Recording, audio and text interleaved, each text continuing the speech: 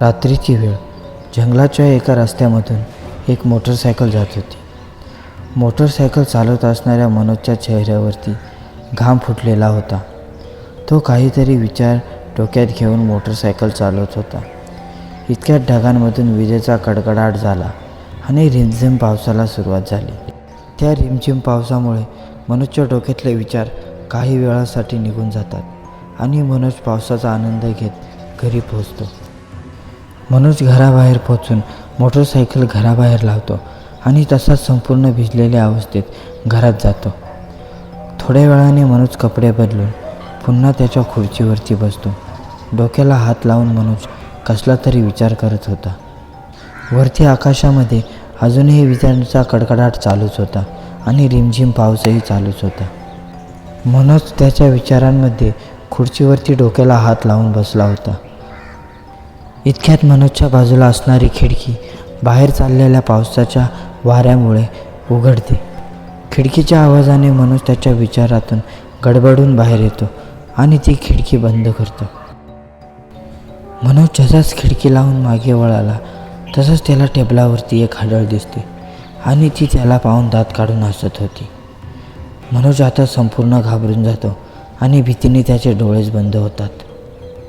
जेव्हा मनोज त्याचे डोळे उघडतो तेव्हा त्याला टेबलावरती कोणीच दिसत नाही आणि मला भास झाला असेल असे तो मनातल्या मनात म्हणतो. मनोज आराम करण्यासाठी त्याच्या पलंगावरती पाठ टेकून बसतो. मनोजला त्याच्या आजीचे बोलणे आठवत होते, जी की आता ह्या जगात नव्हती. ती सतत म्हणत असायची की सांज झाली की आपल्या घरामध्ये उजेड केला पाहिजे, नाहीतर सांज झाल्यावरती घरात अंधार असला की एखादी वाईट शक्ती घरामध्ये अंधाराचा आडोसा घेऊन घरामध्ये येते आणि एका घराच्या कोपऱ्यामध्ये बसून ती तिथेच राहते. मनोज एक पत्रकार म्हणून काम करत होता आणि त्याचं काम विशेष म्हणजे झालेल्या घटनांचा आढावा घेऊन त्याला बातमी करायची होती.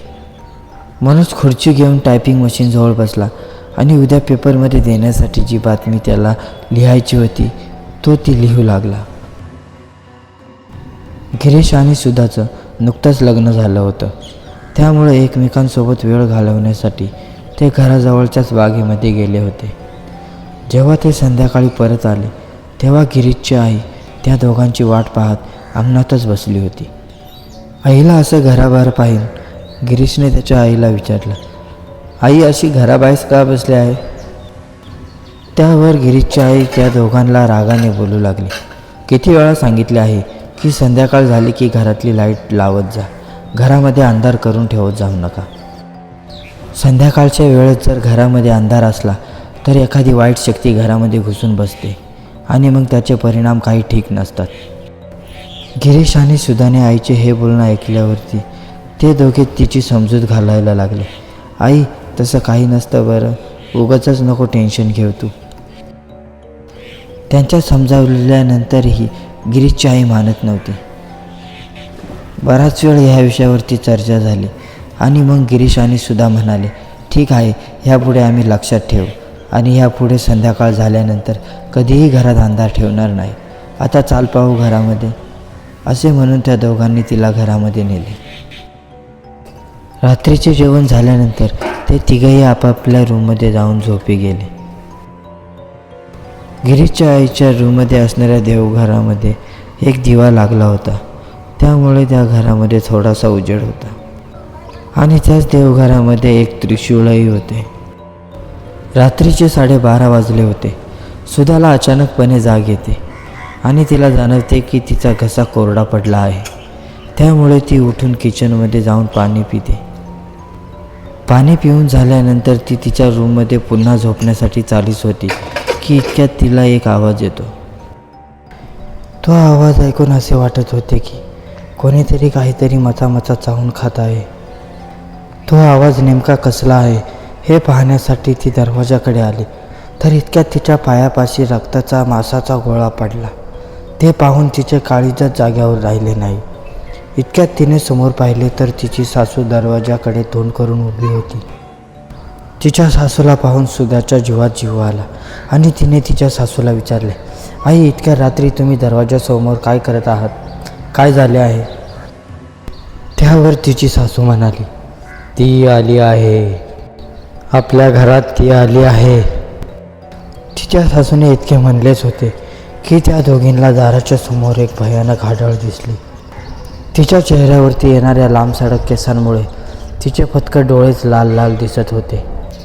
ती दोन्ही हातांमध्ये कुठला तरी एक पक्षी मारून खात होती आणि त्याचाच आवाजसुद्धा येत होता. तिच्या होठांना त्या पक्ष्याचं रक्त लागलं होतं, त्यामुळे ती अजूनच भयानक दिसत होती.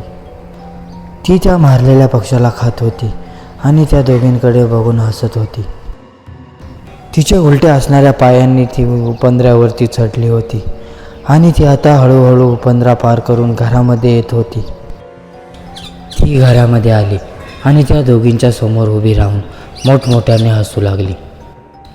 ती भयानक हडळ जवळ आल्याचे पाहून सुधाने भीतीने मोठमोठ्याच ओरडण्यास सुरुवात केली. तिच्या आवाजाने गिरीशही धावत धावत त्यांच्याजवळ आला आणि समोरचे दृश्य पाहून तोही खूप हादरला. ती हडळ आता हसायची थांबली होती आणि तिच्या हातातील पक्षी तिने सुधाच्या अंगावरती फेकून मारला आणि सुधाच्या अंगावरती झडप मारली. हडळीने आता तिच्या मोठमोठ्या नखांनी सुधाच्या अंगावरती वार करण्यास सुरुवात केली.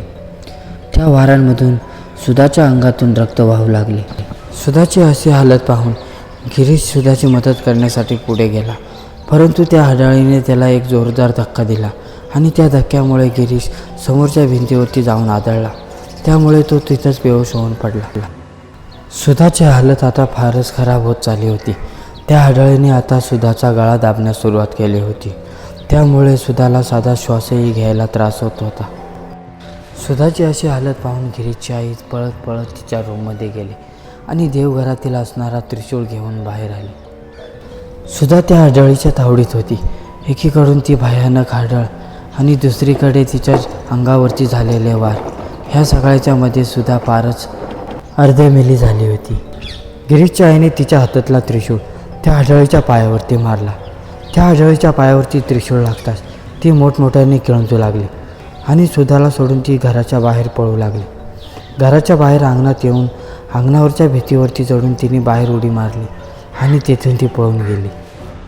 गिरीशचे कुटुंब कसेबसे त्या संकटातून वाचले होते, परंतु तुम्ही अशी चूक कधी करू नका. संध्याकाळ झाल्यावरती घरामध्ये अंधार कधीच ठेवू नका.